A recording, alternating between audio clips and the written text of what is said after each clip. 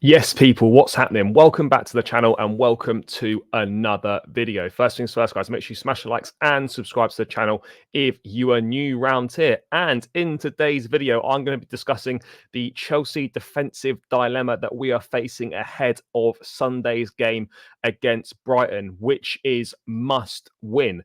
Given our defeat against Newcastle, given where we are in the table, we've really got to get the points and move up as quickly as possible and still keep our faint European qualification hopes alive. But it's going to be a difficult one. It's going to be a bit of a makeshift backline. We've got no fullbacks available. Can you believe all the money we've spent, all the players we've got in the squad, etc., that we're facing a situation where we have 0 fullbacks out of 4 available? Reece James suspended, Cucurella suspended, Gusto injured, and Ben Chilwell injured. So we're facing a situation where we're going to have to put a makeshift right back in and a makeshift left back in. We're essentially going to have to use all our centre backs in this game, which is not going to be ideal. There's a couple of options that we've got, plus a few perhaps surprise options potentially thrown into the mix as well. I'm just going to be breaking it down, saying what I think we should do, what the best option will be, the options that are available. And I want you guys to let me know your thoughts in the comments, people, like what you think the best solution to this problem is for Chelsea in this game against Brighton. Now, obviously, the obvious one is I think the left back sort of picks itself, playing Levi Cole at left back. He's played there this season already at times. Yes, it's not ideal, but, you know, in a not ideal situation, we're going to have to make the best of it. And I think we're going to stick him at left back. That's kind of the easy one that picks itself. Thiago Silva and Benoit Badiashile will be in the middle. I don't think that's up for debate. The only 2 centre-backs we've kind of got available to play in those positions, given our full-back problems. The right-back one is where it becomes interesting, because obviously you would say Axel Disasi, because he's played there before for Monaco. He's played there against Brentford this season. And yes, let's be honest, it was a bit of a disaster and he was poor. And then you've also got a situation where you could play Moises Caicedo potentially there as an inverted right back as well. We talk about the Disasi one. Look, it's not ideal. He's not the quickest guy. He's not the most mobile. He's a big lad. We saw against Brentford, he had a terrible game at right back. Really didn't do that well. Was poor marking at the back stick. Him and Madueke for the first Brentford goal.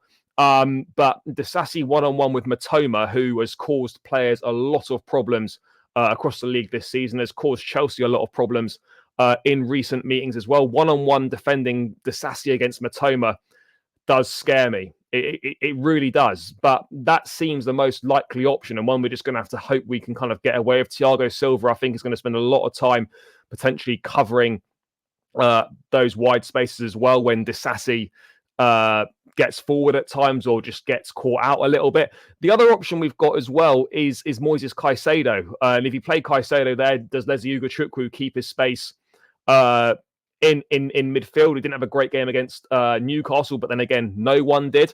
But the problem with playing Caicedo as an inverted right back is twofold, really. First of all, it removes like a really key component of the midfield, someone that's really, really important to what we do in midfield. But then also, when he comes inside to invert, it means that Thiago Silva would be defending those wide spaces against Matoma. And as well, that spells a bit of a disaster also. I mean, I don't want Disasi playing to defending wide spaces, but I also don't want him at right back. And we also don't really want Moises Caicedo at right back either, because it takes away too much from midfield. And when he comes in, as I said, you know, you're going to leave Thiago Silva defending those wide spaces against Matoma. And we know, despite how great Thiago Silva is, how well he reads the game, one-on-one defending against quick wingers at 39 years of age is probably not his strong point anymore. So I think Brighton will be looking at targeting that as a potential in for them. For what it's worth, I would go Disasi just because he's a more natural defender than Moises Caicedo is. I don't think he's going to be getting forward very much. That much is clear.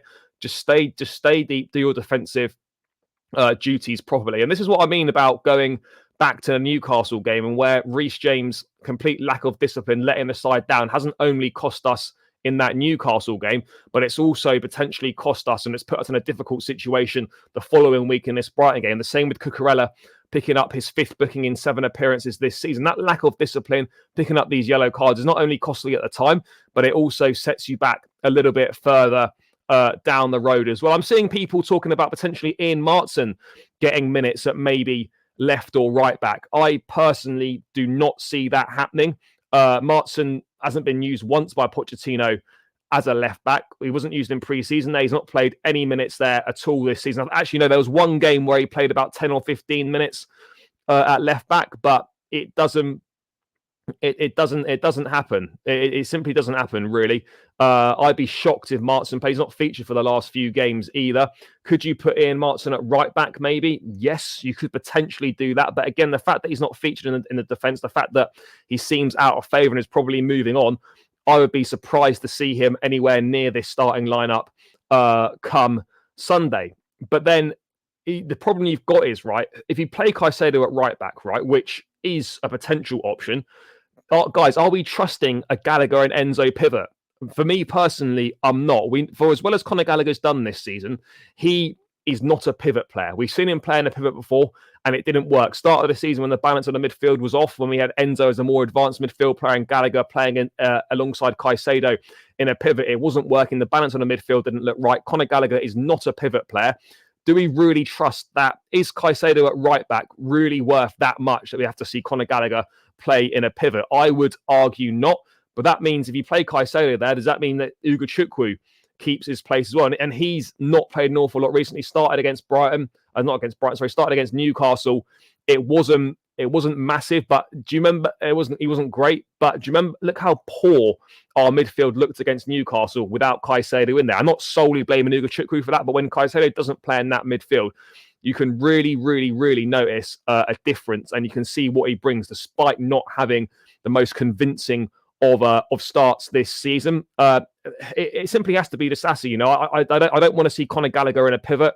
What Caicedo does at right back is okay, but is it really that much better than what Disasi does? Yes, he's probably a bit more mobile, a bit quicker, might be able to get forward more. But in terms of actually being a natural defender, Caicedo doesn't possess kind of natural defensive instincts as a defender. Yes, he's got a good defensive side of his game in midfield, but in terms of tracking runs, defending one-on-one against tricky wingers, he doesn't really have that. Is he going to get help from Cole Palmer tracking back on that right-hand side? Yeah, he'll probably get a bit. Will he get help from Enzo Fernandez, Ugochukwu coming over to cover those spaces? Yeah, he might get a bit, but I think, you know, from a Brighton perspective, they would absolutely be looking to target Moises Caicedo. Right, they're going to be looking at targeting the right back anyway.